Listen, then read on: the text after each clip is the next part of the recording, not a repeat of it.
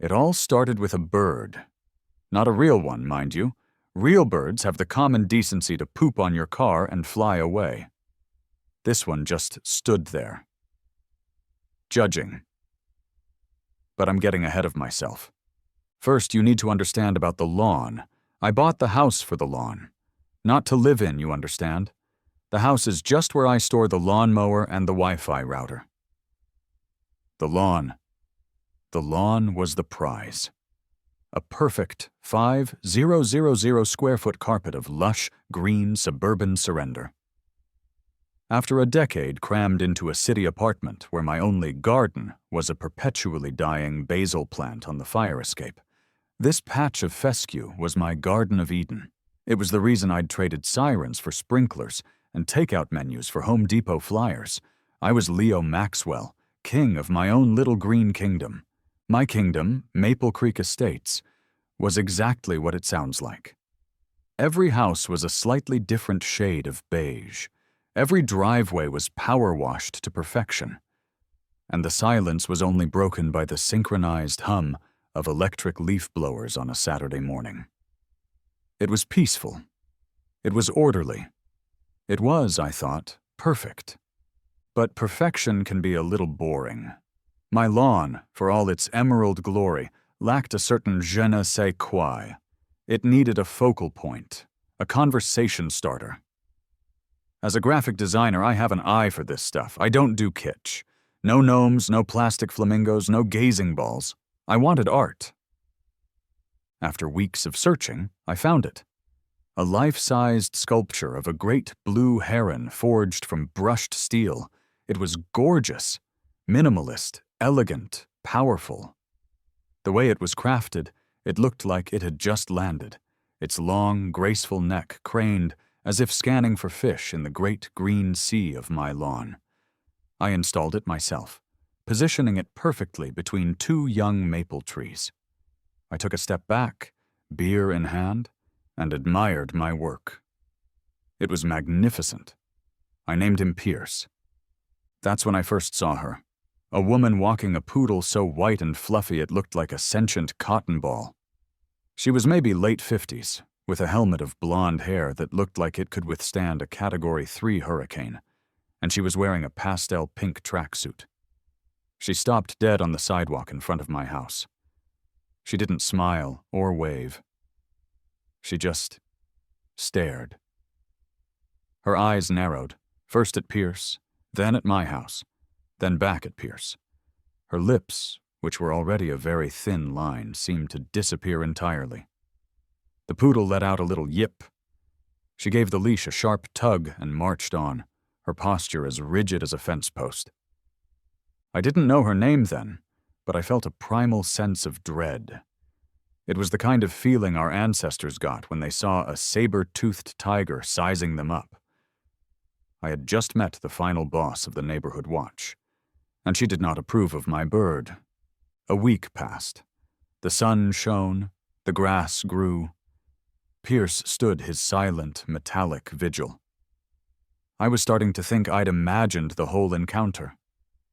Maybe the woman with the cloud dog was just a connoisseur of lawn art and had been struck speechless by my impeccable taste. Maybe she was rushing home to write a glowing review on the neighborhood social media page.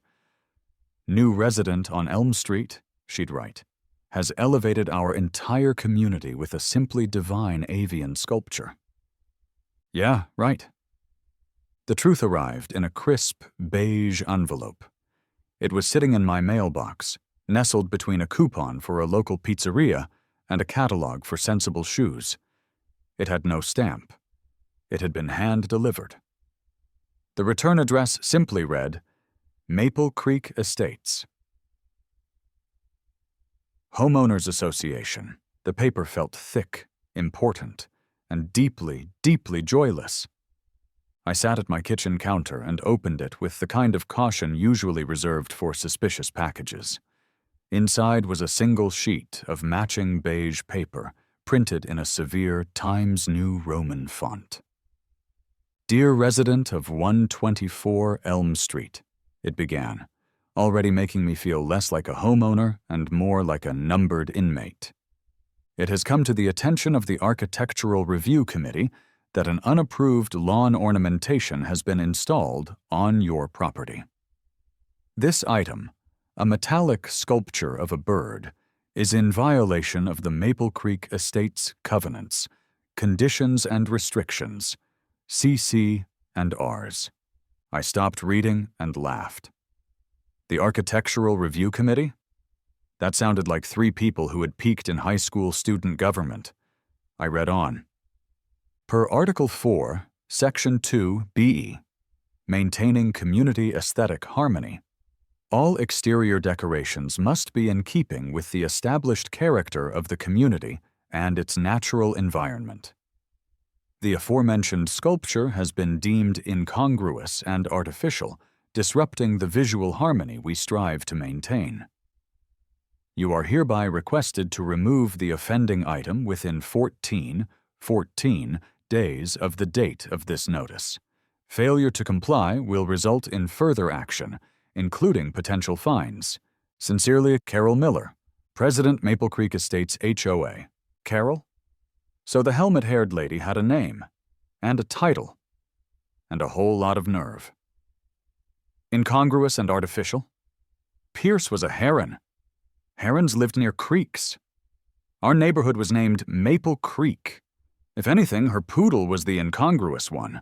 It looked like it belonged on a silk pillow in a French palace, not sniffing the base of a fire hydrant in suburban Ohio.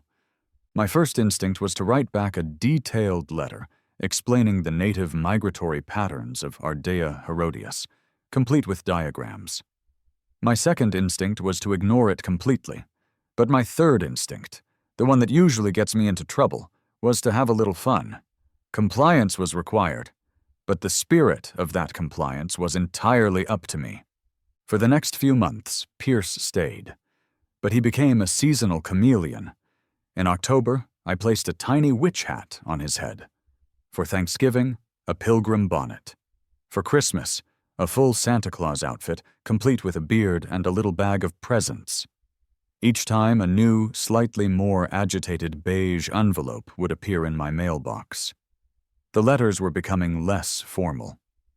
The addition of holiday-themed apparel does not rectify the core violation, Carol wrote, her Times New Roman seeming to tremble with rage. I pictured her typing it, her knuckles white, her poodle yipping at her feet, sensing its owner's rising blood pressure. This wasn't just about a statue anymore. This was a Cold War, fought with stationary and seasonal accessories. And I was having way too much fun to surrender. The fun, as it so often does, came to a screeching halt when the threats turned into invoices. After my valiant attempt to celebrate St. Patrick's Day with a tiny green top hat and a shamrock decal on Pierce's steely flank, the third beige envelope arrived. This one felt heavier. Inside, alongside the now familiar scolding, was a separate, crisply folded slip of paper, an official fine. Violation, failure to rectify bylaw infraction, Art IV, Sector 2B. Amount due, $50. Payable to Maple Creek Estates, HOA, $50. It wasn't the money. I've spent more than that on a bad takeout order. It was the principle. It was the sheer, unadulterated audacity. This woman, this Carol, was using our pooled community funds to hire a printer to send me passive-aggressive letters, and now was demanding I pay her for the privilege of being harassed. Oh, hell no.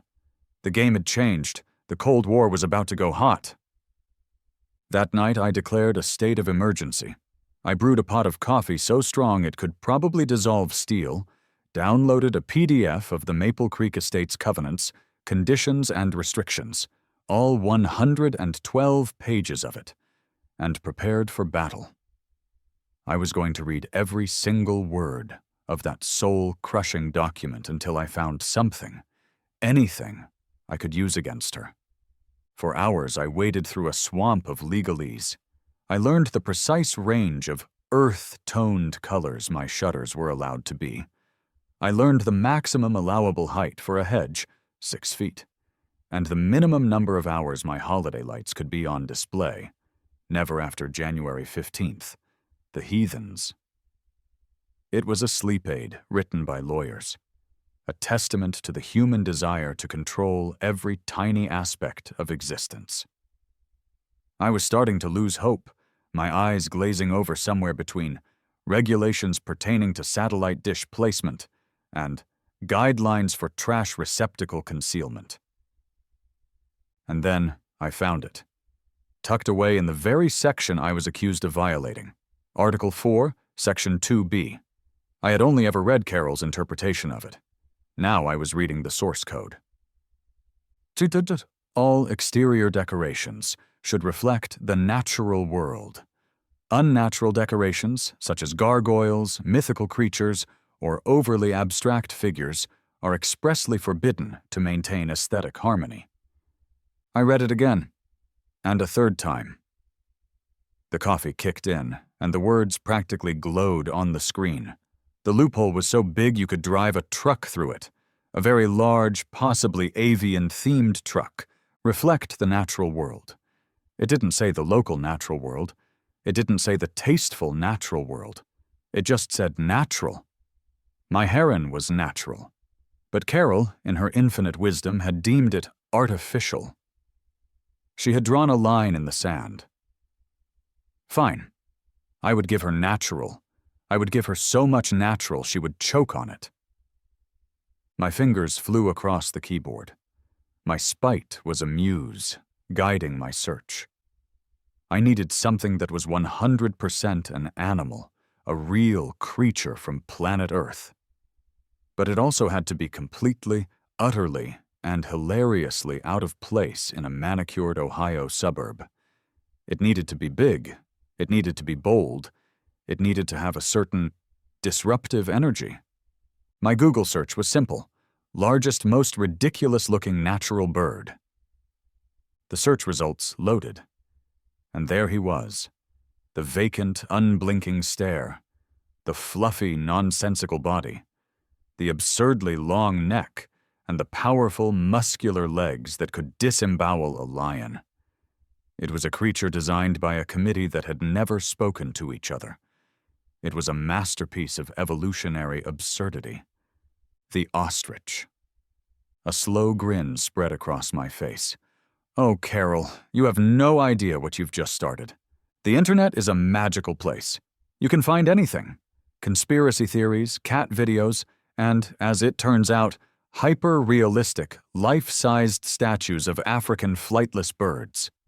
I found a company in California that usually supplied museums and high-end zoos. Their work was impeccable. Resin-cast, hand-painted, and weather-resistant. This wasn't some cheap plastic flamingo. This was a work of art. A work of spiteful, glorious art. I scrolled through the options. There were ostriches in various poses, grazing, running, sitting. I needed to make a statement. I chose the alpha male, regal, watchful pose. He was a magnificent 7 feet tall, head held high, with an expression that seemed to say, "Yes, I am a dinosaur bird in your front yard. What are you going to do about it?" The price tag made my eyes water, but I considered the $50 fine Carol had sent me.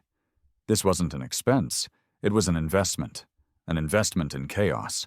I clicked Add to Cart and paid for expedited freight shipping. I named him Horatio. A week later, I got a call from the shipping company. Mr. Maxwell? This is Dave from Apex Freight. We have a delivery for you. A large bird. That's the one, I said, trying to sound casual. Just leave it on the porch. There was a long pause. Sir, the crate is 9 feet tall and weighs 300 pounds. I don't think your porch is going to work. The arrival of Horatio was an event. A full-sized semi-truck, the kind that usually carries new cars or industrial equipment, rumbled down our quiet suburban street. It wheezed to a stop in front of my house, its air brakes hissing like a dragon. Curtains twitched in every window on the block. This was a bigger disruption to the aesthetic harmony than anything I could have planned. 2 delivery guys, both named Dave, it turned out, lowered the massive wooden crate onto my driveway with a hydraulic lift. "All right, man," Big Dave said, wiping sweat from his brow. "What in the Sam Hill is in there?" "Art," I said sagely. "Looks like a coffin for a giraffe," Little Dave muttered. Uncrating him was a spectacle. With crowbars and hammers, we peeled away the wooden shell. A giant, two-toed foot appeared first, then a feathery resin leg. Then the whole ridiculous, majestic creature was revealed, gleaming in the afternoon sun. The Daves just stood there, mouths agape. I gave them each a $50 tip. They deserved it. They were midwives to my masterpiece.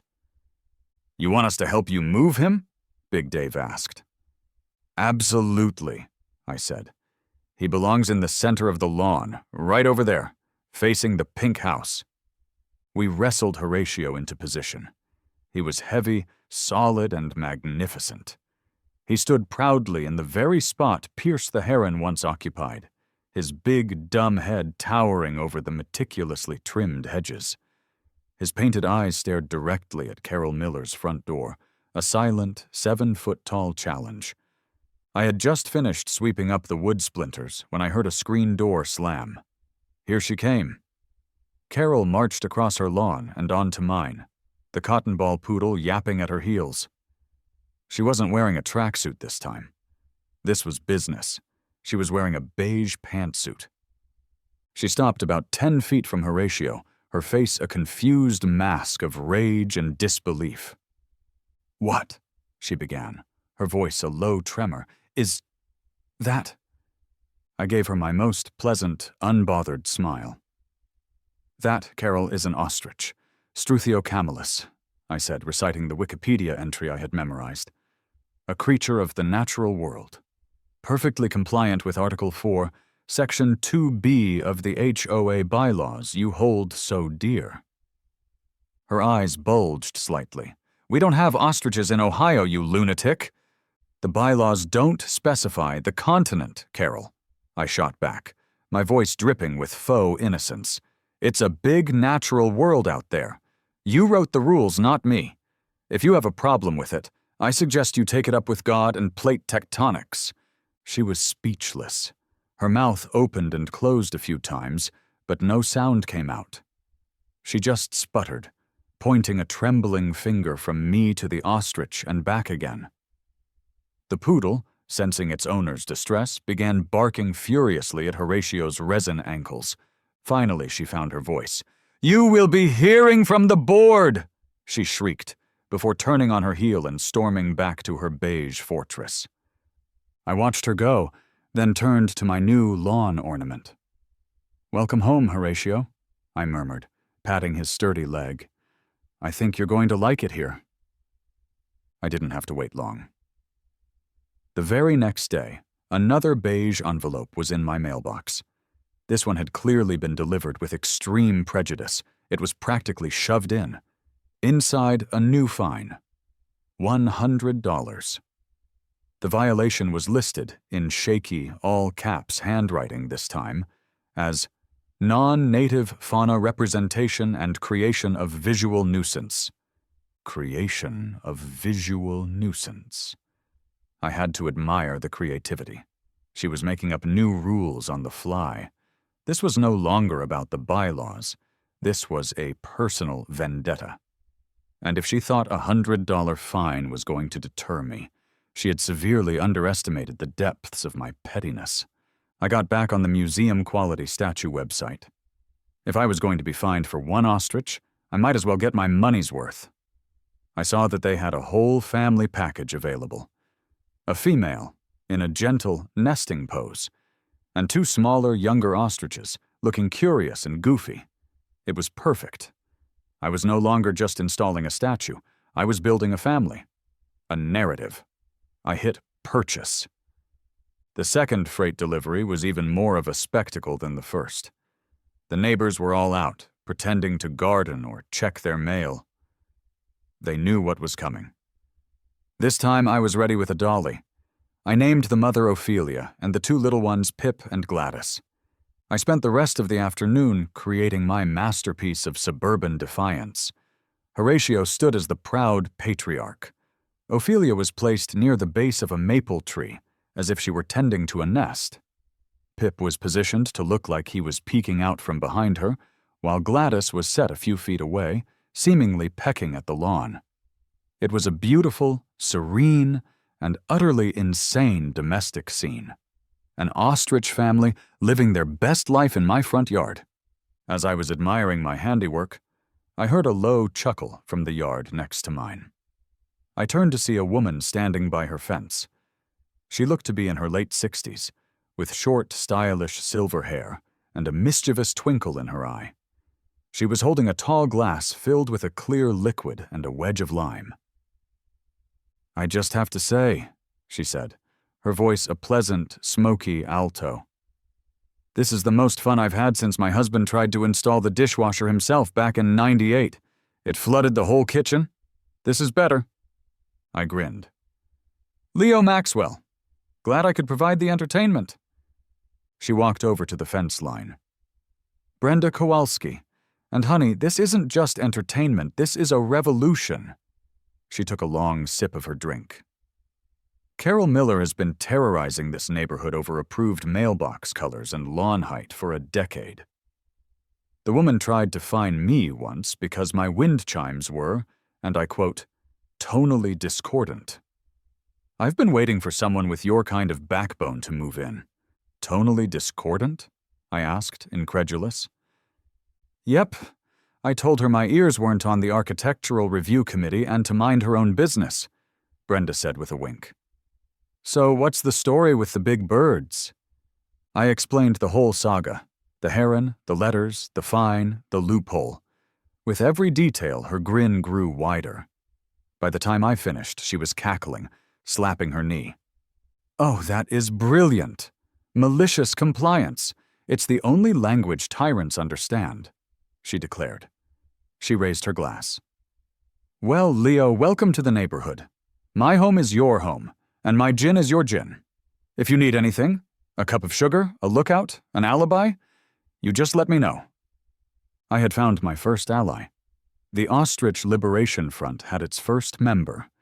The war for Maple Creek Estates had officially begun, and now I wasn't fighting it alone.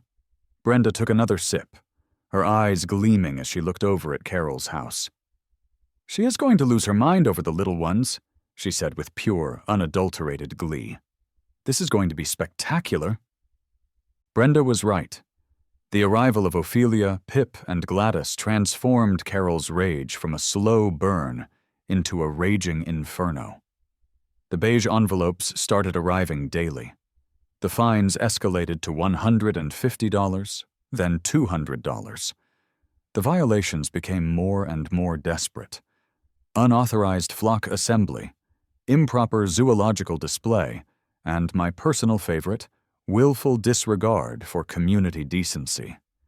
It was like she was just throwing random angry words onto paper. The neighborhood, once a tranquil sea of beige conformity, was becoming a silent battlefield. You could feel the tension in the air. Mowing the lawn became a political act. A friendly wave could be interpreted as a sign of allegiance. Maple Creek was dividing into two distinct camps, Team Ostrich and the Carol formists. Carol, realizing her letters were having no effect, escalated to psychological warfare. Small, professionally printed signs began appearing on the lawns of her allies. They read, in a calm, soothing font, "Let's maintain our neighborhood's beauty." It was a clear shot across my bow. I wasn't about to be out-designed. I fired up my work computer. An hour later, I was at the local print shop. The next morning, my own set of signs appeared, staked neatly in front of my ostrich family. They were designed to look like official museum plaques. Horatio's plaque read, "The common ostrich, Struthio camelus, a large, flightless bird native to Africa. Can run up to 43 miles per hour. Enjoys open savannas and defying petty tyranny. Diet consists of roots, seeds, and the shattered egos of HOA presidents.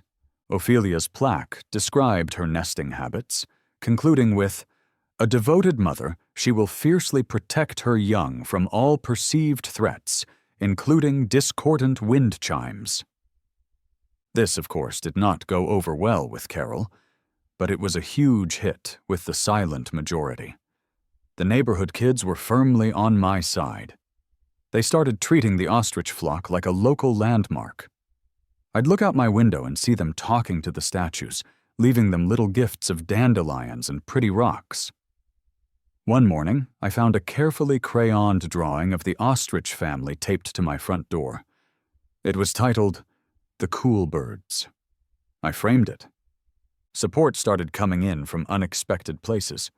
An anonymous neighbor left a bag of premium birdseed on my porch with a note that simply said, "For the troops, don't give up." Another time, a guy who lived 3 streets over drove by, rolled down his window and gave me a thumbs up. "Dude, the ostriches are awesome!" he yelled before speeding off. My daily routine began to incorporate the flock. It was part performance art, part a way to drive Carol insane. In the mornings, I'd come out with my coffee cup and the newspaper and read the headlines aloud to Horatio. "Looks like interest rates are up again, buddy," I'd say loudly. "Better hold off on that nest renovation." In the evenings, I'd be seen tucking them in, gently patting each of their resin heads before I went inside. The absurdity peaked during the holidays. For the 4th of July, I had them all wearing little Uncle Sam hats, and Pip was holding a tiny American flag in his beak. For Halloween, I draped sheets over them and cut out eye holes. 4 ghost ostriches haunted my lawn. Carol's daily drive-by past my house, a slow crawl in her pristine Lexus, became a staple of the neighborhood. Her face would be a thundercloud of fury. The division was complete. You were either someone who smiled when you passed my house, or you were someone who scowled. You were for freedom, creativity, and giant flightless birds, or you were for beige, conformity, and Carol Miller.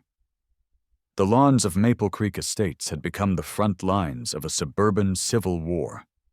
And I, General Leo Maxwell of the Ostrich Brigade, had no intention of surrendering. I knew I had truly pushed Carol over the edge the day I saw the police cruiser. It wasn't speeding or flashing its lights. It was rolling down our street at a leisurely, almost contemplative pace, the kind of speed that says, "We're not in a hurry, but we're definitely looking for something." It slowed as it approached my house, then pulled to a neat stop right at the curb. For a moment, nothing happened. Then, 2 officers got out. One was young, looked fresh out of the academy, with a haircut you could set your watch to. The other was older, a sergeant by the stripes on his sleeve, and he had the weary, resigned look of a man who had seen everything suburbia had to offer and was profoundly unimpressed by all of it. Brenda called me, her voice a frantic whisper. "Leo, cops! Carol finally did it! The crazy witch actually called the police on you!" "I see them," I said calmly, watching from my living room window. "Don't worry, I've been preparing for this." I opened the front door before they had a chance to knock, stepping out with a friendly, non-threatening smile on my face. "Good afternoon, officers. Is there a problem?" The sergeant, whose name tag read Miller, no relation, I prayed, gestured vaguely towards my lawn. He let out a sigh that seemed to carry the weight of 1,000 ridiculous domestic disputes. "Sir," he began, his voice flat, "we received a call about the ostriches." "Ah, yes, the Maple Creek flock," I said cheerfully. "Horatio, Ophelia, Pip, and Gladys. What about them?" The younger officer, Davies, was visibly fighting a smile. He was biting his lip, his eyes darting from me to the 7-foot resin bird and back again. "Ma'am, the complainant stated that you were behaving erratically and that the statues were intimidating," Sergeant Miller said, sounding like he couldn't quite believe the words coming out of his own mouth. "Intimidating?" I asked, putting on a look of deep concern. Officers, I can assure you, their intentions are entirely peaceful. Horatio here is a pacifist. Now, if I had wolverines out here, I could understand the concern. But ostriches? They're just big, dumb, flightless birds. Statues of them, I mean. They have yet to move a single inch. I check every morning. Just then, Carol must have seen her cavalry arrive, because she came marching across her lawn, poodle in tow. "Officers!" she called out, her voice filled with righteous indignation. "Thank goodness you're here! This man is a menace! He's turned our beautiful neighborhood into a laughingstock, a safari park!" Sergeant Miller turned to her, his expression unchanged. "Ma'am, is this your call?" "Yes, I am the president of the Homeowners Association, and this man is in clear violation."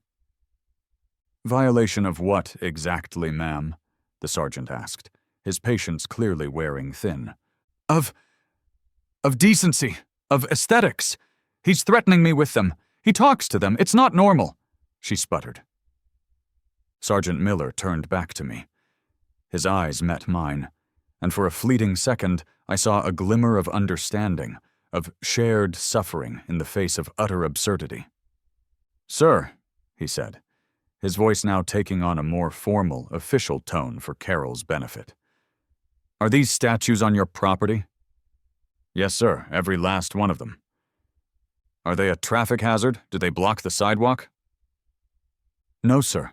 They are well within my property line. I measured—" "Do they make any noise? Emit any light? Odors?" I put a hand to my chin as if to seriously consider it. "No, Sergeant.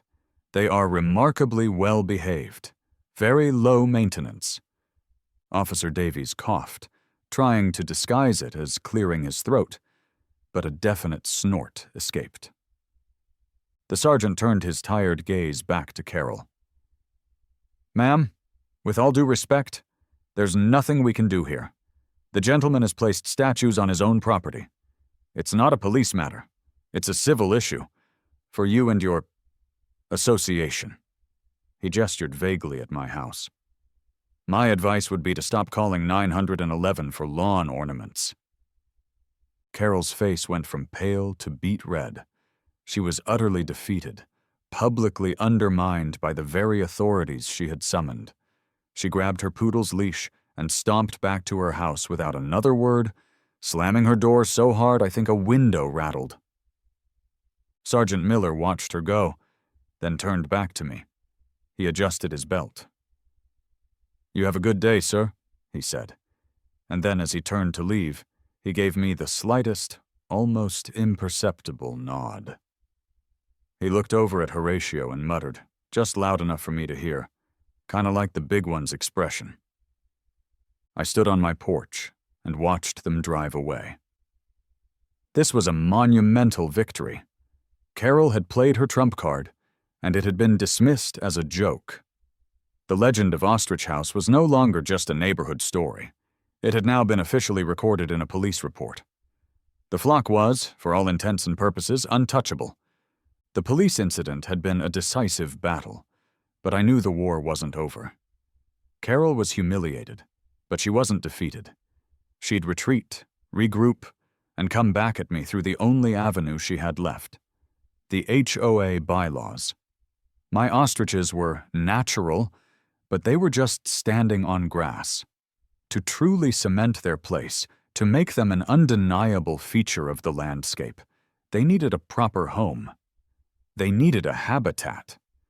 My late-night research sessions kicked into high gear again, but this time I wasn't reading bylaws. I was Googling African savanna ecosystem, pampas grass, acacia trees, or something that looked like them, tasteful arrangements of river stones, and the centerpiece? A water source, a small decorative pond, an ostrich oasis. It would be beautiful, fully compliant with city codes, and it would drive Carol up a wall. This was not a DIY job. I needed a professional. I found a local landscaping company with great reviews and a cool-looking logo. The owner, a guy named Sal, came out to give me an estimate. Sal was in his 40s, with a sleeve of intricate tattoos, a friendly, laid-back demeanor, and a pickup truck that had clearly seen some serious work. He walked onto my lawn, took one look at the Ostrich family, and just started laughing. It wasn't a mocking laugh. It was a laugh of pure, genuine appreciation. "Okay," he said, wiping a tear from his eye. "You gotta tell me the story here. This is the best thing I've seen all year." I gave him the whole rundown. He listened intently, nodding and chuckling. When I was finished, he shook his head in admiration. "So, let me get this straight," he said, leaning against his truck. "You need a small pond, some fancy grass, and a couple of tasteful boulders. All for your fake ostriches. To piss off the neighborhood lady?" "Essentially, yes," I confirmed. "But I'm framing it as an immersive art experience that enhances the property's natural aesthetic." Sal slapped his knee. "Dude, I love it. I am so in on this project. We'll make it a masterpiece." Our planning session was one of the most surreal and enjoyable business meetings of my life. We weren't just landscaping, we were world building. "We'll put the pond right here," Sal said, sketching on a notepad. "Small pump for a little waterfall sound. Very serene. We'll surround it with river rock and plant some tall pampas grass behind it to create a sense of depth.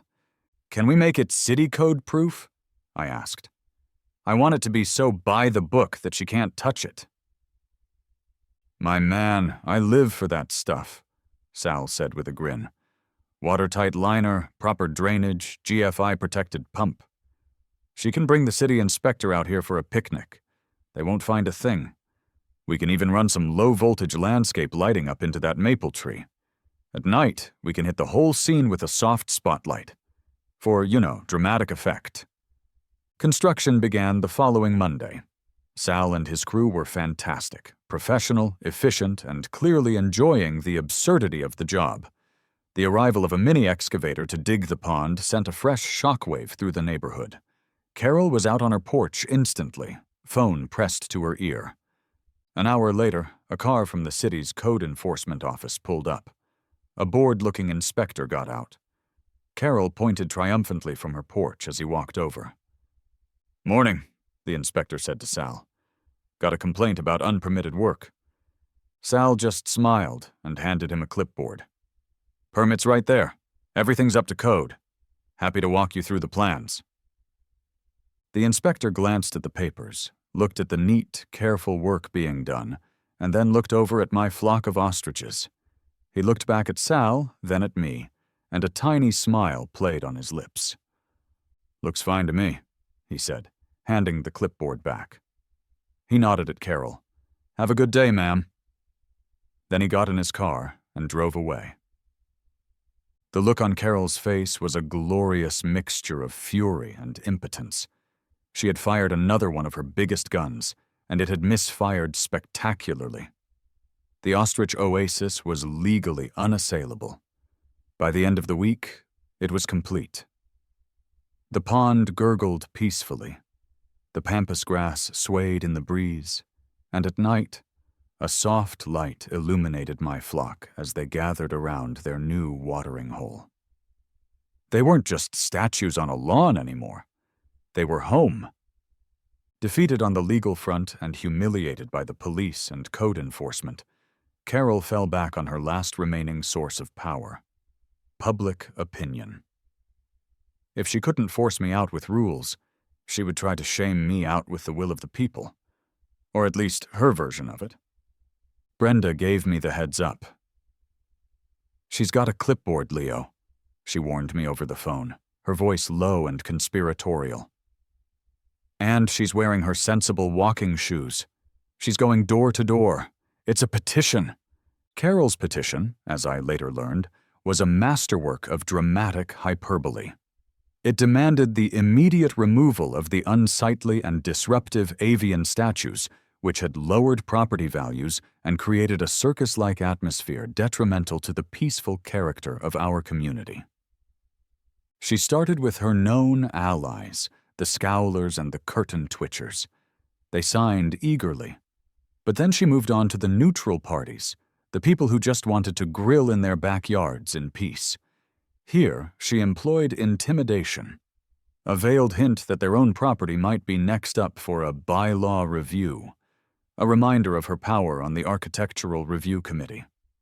Many people, not wanting to get involved or start trouble, reluctantly signed just to make her go away. Brenda was furious. "That's not democracy, it's extortion," she fumed, swirling the ice in her G&T. "We have to fight back."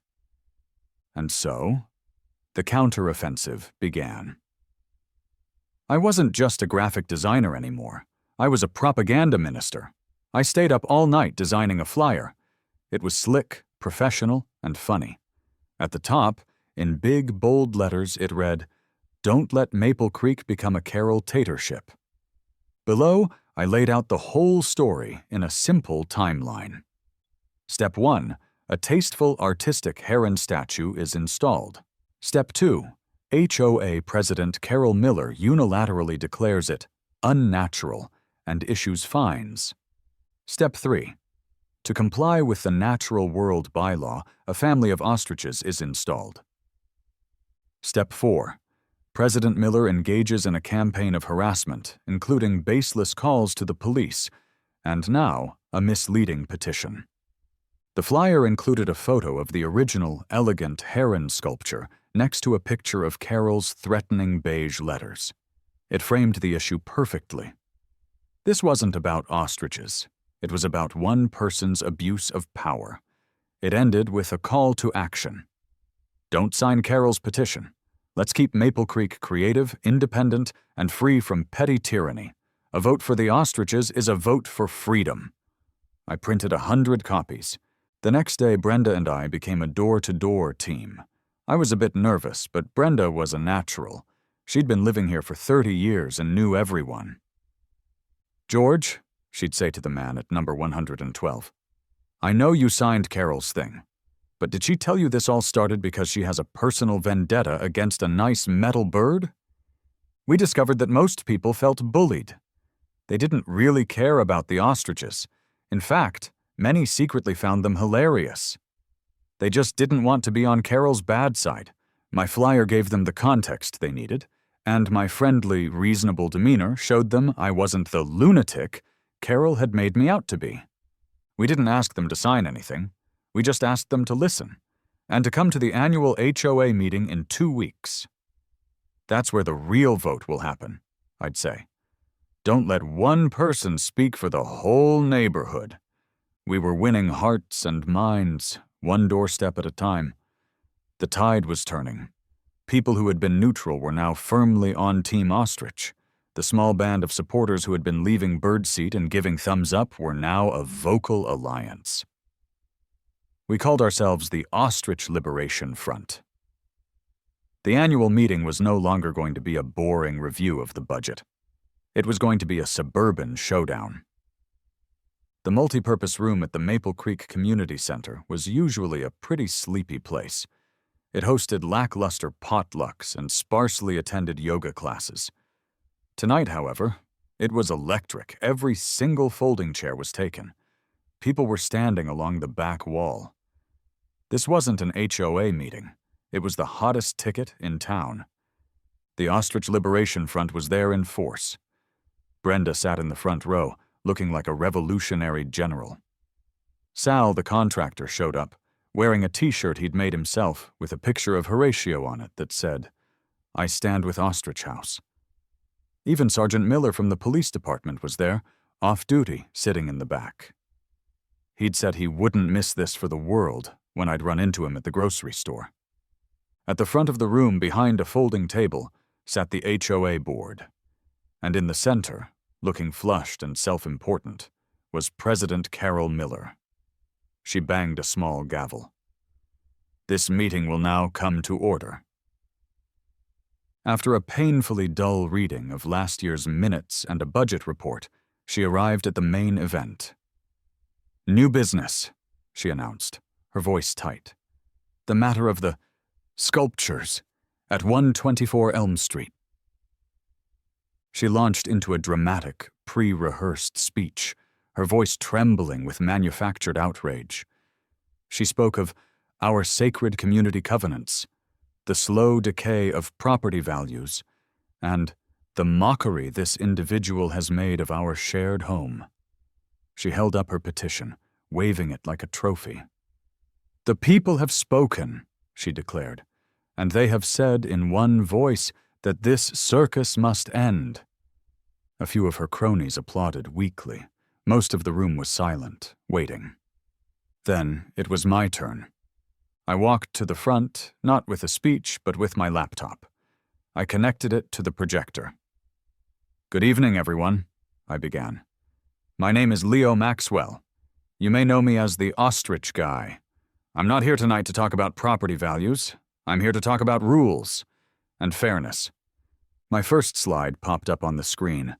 It was a beautiful, sunlit photo of Pierce, the original blue heron statue. "This is where it all started," I said. "This is the incongruous and artificial item that kicked off this whole affair. It's a statue of a bird native to this very state." My next slide showed the text of Article 4, Section 2B, with the phrase, "Reflect the natural world," highlighted in yellow. "Carol is right.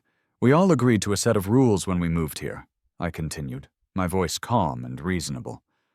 "But the problem isn't the rules. The problem is how they're being applied. I was told my heron wasn't natural enough, so I complied." The next slide was a glorious, majestic photo of Horatio and his family, basking in the glow of their new landscape lighting, the pond gurgling behind them. A wave of laughter and scattered applause filled the room. But the harassment continued. The fines escalated. The police were called. I went on, laying out the timeline. I was factual, I was calm, and I let the sheer absurdity of the situation speak for itself. "This has never been about a statue," I said, looking out at my neighbors. "It's about one person using the bylaws as a weapon to impose her own narrow tastes on everyone else. What's next? Your wind chimes." I nodded toward Brenda, who beamed. "The color of your welcome mat, your kid's basketball hoop." Then I clicked to my final slide.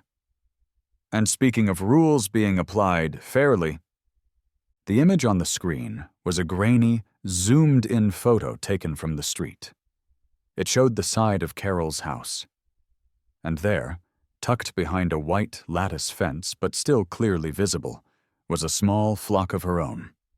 3 bright pink plastic flamingos. The room erupted. First a collective gasp, then a wave of laughter so loud the projector screen shook. The hypocrisy was too perfect. Carol, the crusader for aesthetic purity, had her own kitschy secret. Her face went white as a sheet. "This meeting is out of order!" she shrieked, banging her gavel uselessly against the table. But it was too late. Brenda stood up.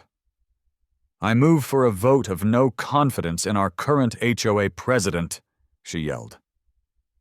Someone else seconded the motion immediately. Hands shot up all over the room. It wasn't even close. The vote was overwhelmingly in favor. Carol Miller, the tyrant of Maple Creek, had been deposed. The rest of the meeting was a blur of cheering and back-patting. Carol grabbed her things and fled the community center without another word. Her reign of beige terror officially over. In a snap election to fill the vacancy, Brenda Kowalski was nominated and elected the new HOA president by a near-unanimous vote. Her first official act, proposed right then and there, was to pass a motion declaring the ostrich flock at 124 Elm Street a protected community landmark and a symbol of creative expression. The motion passed with a roar of approval. The weeks that followed were like waking up from a long, weird dream. A sense of lightness and relief settled over Maple Creek Estates. People started talking to their neighbors more. The scowls were replaced with smiles. Someone installed a bright purple mailbox, and nobody said a word. The neighborhood started to feel less like a set of rules and more like a community. Carol's house went up for sale a month later. The day the moving truck came, Brenda and I sat on my porch and raised our glasses to her departure. Life found a new, pleasant normal. The ostriches became more than just my personal joke.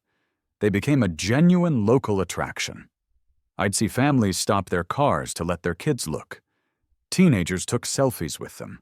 For Halloween, the whole neighborhood got into the spirit, with multiple houses featuring their own ridiculous animal decorations. We weren't Maple Creek Estates anymore. We were Ostrich Town. The story ends, really, where it began, on my lawn. I'm sitting on my porch, sipping a cold beer, watching the sun set. The light catches the pond Sal built, and for a moment, the whole scene glows. Horatio, Ophelia, Pip, and Gladys stand their silent, stoic watch, their goofy forms silhouetted against the twilight. Brenda is next door, tending to her roses, a gin and tonic resting on the fence post between us. A car I don't recognize slows down, and a kid in the back seat points and yells, "Look, Mom! It's the Ostrich house!" The mom waves at me and I wave back. I bought the house for the lawn. A perfect, quiet, boring patch of green. Turns out I got a whole community instead. And a family. A weird, silent, flightless resin family. And you know what? It was worth every single penny.